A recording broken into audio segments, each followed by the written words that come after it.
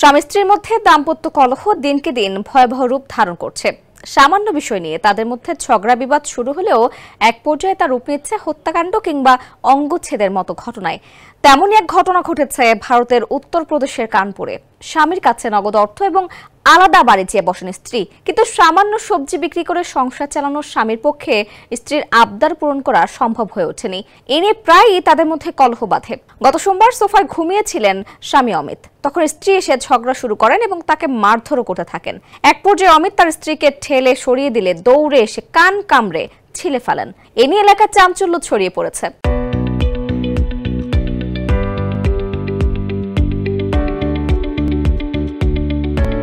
দীর্ঘ ৮ বছর প্রেম করে প্রেমিকাকে বিয়ে করেছিলেন অমিত, কিন্তু এরই মধ্যে তাদের সংসারে ভাঙনের সুর বাজতে শুরু করে। পুলিশ জানিয়েছে তাদের মধ্যে আগে থেকেই বিবাহ বিচ্ছেদের মামলা চলছিল। সেই জটিলতা থেকেই এ ঘটনা ঘটেছে।